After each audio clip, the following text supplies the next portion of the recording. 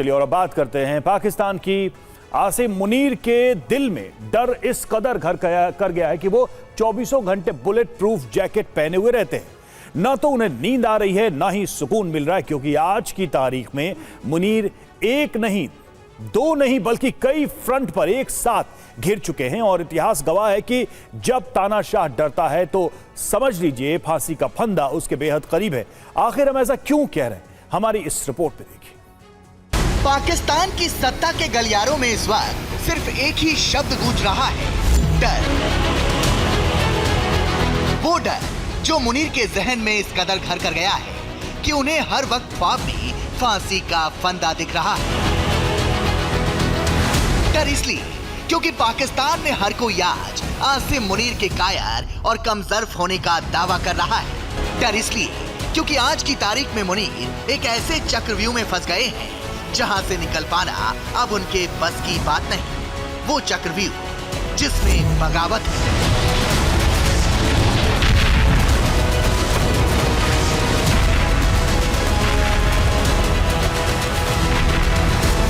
बदला है।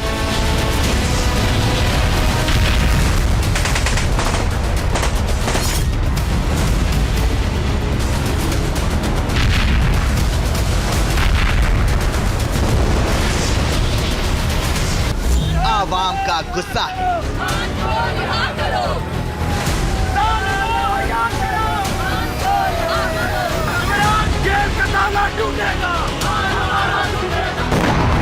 भारत से हमलों का डर है।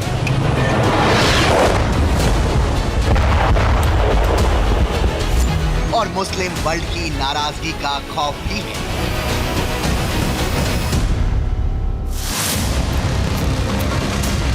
साल 2026 का आगाज हो गया है। पूरी दुनिया में इसका जश्न मनाया जा रहा है। हर तरफ रोशनी और आतिशबाजी हो रही है। लेकिन पाकिस्तान में मुनीर और उनकी सेना अंधकार से घिरी है। उस घोर अंधकार से जिसमें आतिशबाजी तो है, लेकिन उस आतिशबाजी में पाक सैनिकों की आहुति दी जा रही है। और इसके जिम्मेदार हैं पाकिस्तान के फील्ड मार्शल आसिम मुनीर।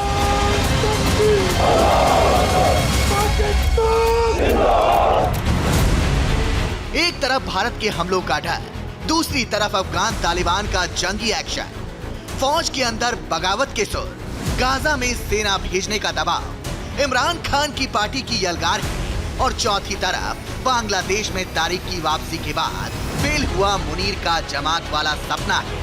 नतीजा ये कि पाकिस्तान का फील्ड मार्शल रात को भी बुलेट प्रूफ जैकेट पहनकर सो रहा है, क्योंकि पावर के नशे में चूर मुनीर ने खुद ही अपने पांव पर कुल्हाड़ी मार ली है। उन्हें डर सता रहा है कि कहीं उनका भी हाल जियाउल हक वाला ना हो जाए। कहते हैं जब डर का ओवरडोज हो जाता है तो इंसान की सोचने समझने की क्षमता खत्म हो जाती है। और कुछ ऐसा ही हाल मुनीर का हो गया है।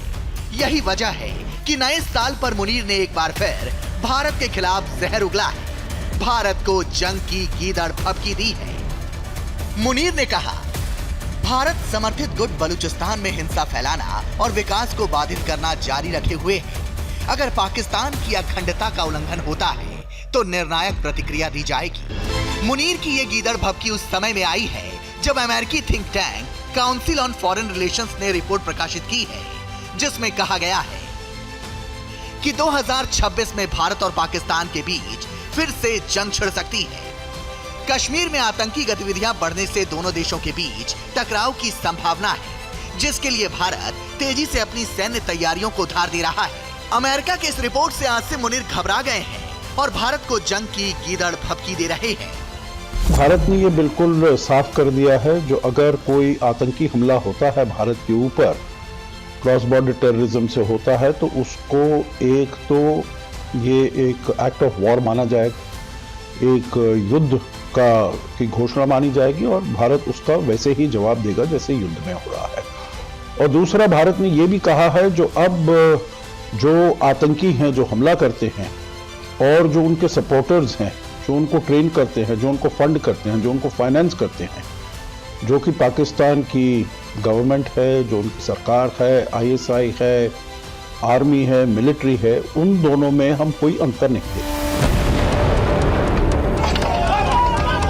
बलूचिस्तान हथेली की रेत की तरह पाकिस्तान के हाथ से निकलता जा रहा है। बलूचों का विद्रोह लगातार फैल रहा है और अगले कुछ सालों में बलूचिस्तान नाम से अलग देश का निर्माण हो सकता है। लेकिन पाकिस्तान बलूचों के साथ दरिंदगी और अत्याचार रोककर उनसे बात करने की बजाय, उनके गायब नौजवानों को लौटाने की बजाय भारतीय नैरेटिव फैलाने में लगा हुआ है। मुनीर को लग रहा है कि वो भारत के खिलाफ नैरेटिव फैलाकर बलूचिस्तान में आग की तरह फैल चुके विद्रोह को कुचल सकते हैं। उनको लगता है कि भारत के खिलाफ जंग का माहौल तैयार होगा तो फिर पाकिस्तान की आवाम सब कुछ छोड़कर उनके साथ खड़ी हो जाएगी, लेकिन ये उनकी गलतफहमी है। मुनीर की नीति और नियत से पूरी दुनिया वाकिफ है।